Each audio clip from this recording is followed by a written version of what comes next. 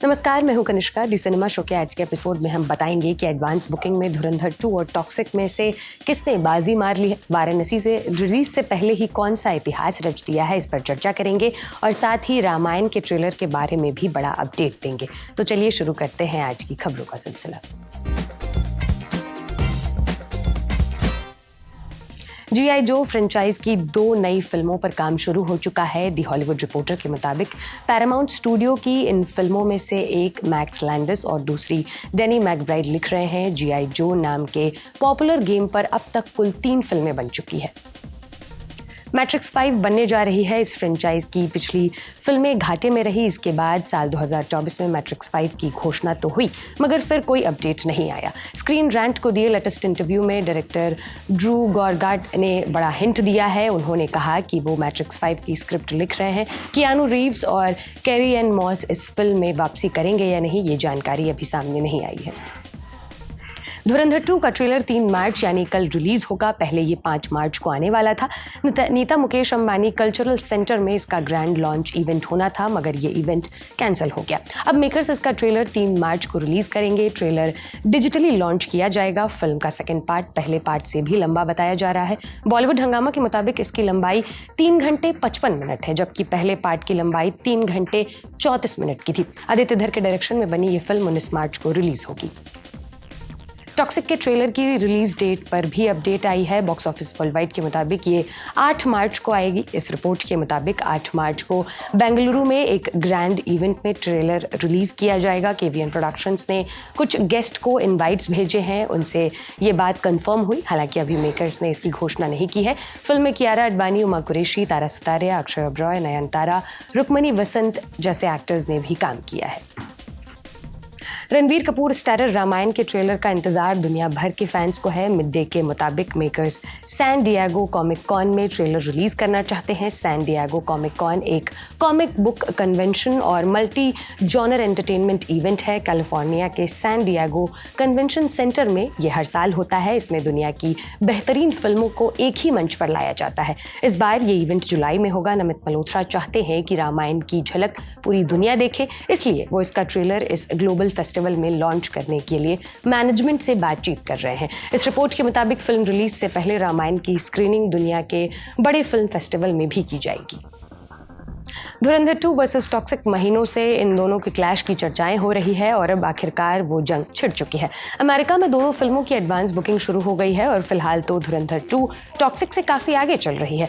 वेंकी box office के मुताबिक 28 फरवरी को बुकिंग शुरू होने के बाद एक ही दिन में धुरंधर ने 11,88,000 रुपये कमा लिए। एडवांस बुकिंग शुरू होने के कुछ ही घंटों में इसके 768 टिकट बिके, वहीं टॉक्सिक के महज 173 टिकट बिके, जिससे 3 लाख रुपए की कमाई हुई। कोई की रिपोर्ट के मुताबिक धुरंधर 2 की टिकट सेल टॉक्सिक से 293% ज़्यादा है। अमेरिका में टॉक्सिक को शो भी धुरंधर 2 के मुकाबले कम मिले। दिसंबर में रिलीज हुई धुरंधर की शानदार परफॉर्मेंस को देखते हुए नॉर्थ अमेरिका में इसे 113 लोकेशंस पर 154 शो मिले, जबकि टॉक्सिक 71 लोकेशंस पर 109 शो ही ले सकी। हालांकि यश की KGF 2 ने नॉर्थ अमेरिका में धुआंधार परफॉर्मेंस दी थी, मगर धुरंधर की रिकॉल वैल्यू भारी पड़ रही है। SS राजामौली की वाराणसी की शूटिंग पृथ्वी के अंतिम छोर पर स्थित सबसे ठंडे महाद्वीप अंटार्कटिका में होगी। फिल्म की फीमेल लीड प्रियंका ने खुद ये बात कंफर्म की। महेश बाबू ने एक्स पर प्रियंका की हॉलीवुड फिल्म द ब्लफ की तारीफ की और जवाब में प्रियंका ने लिखा, शुक्रिया मेरे दोस्त, जल्द ही मिलते हैं अंटार्कटिका में। अब तक अंटार्कटिका में गिनती की ही फिल्में शूट हुई है। बेहद ही मुश्किल मौसम के चलते फिल्म मेकर्स वहाँ शूट नहीं करते। इंडियन सिनेमा से तो पहली बार ही किसी मेन स्ट्रीम फिल्म की शूटिंग अंटार्कटिका में होगी। इससे पहले द थिंग एट बिलो और encounters at the end of the world जैसी 5-6 फिल्में यहाँ शूट हुई है। राजामौली यहाँ के बर्फीले इलाकों में वाराणसी के कुछ मेजर एक्शन सीक्वेंस शूट करने वाले हैं।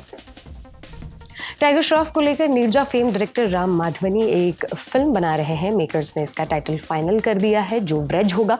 बॉलीवुड हंगामा के मुताबिक ये फिल्म स्पिरिचुअल एक्शन फिल्म है, जिसे बड़े बजट पर बनाया जाएगा। टाइगर इसी महीने के अंत से इसकी शूटिंग शुरू करेंगे। इसके मेजर सीन जापान में फिल्माए जाएंगे।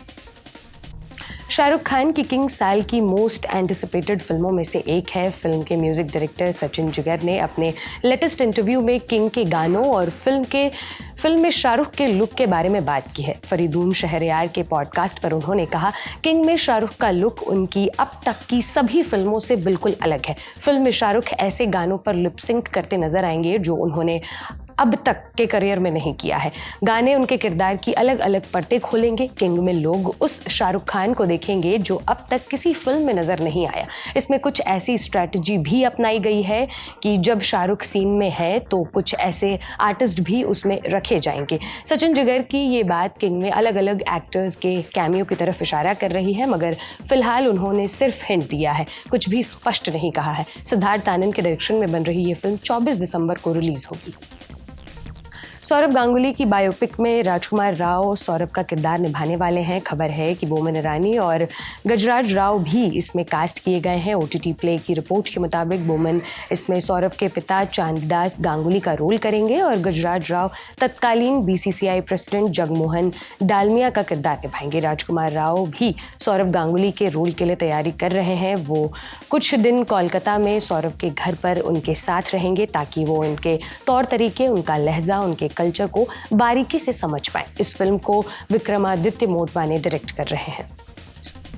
दम लगा के हर्षा फेम डायरेक्टर शरद कटारिया एक नई फिल्म बना रहे हैं। मिड डे के मुताबिक इसमें कपिल शर्मा और रवीना टंडन लीड रोल में होंगे। 1 मार्च को दोनों का लुक टेस्ट और फोटोशूट हुआ।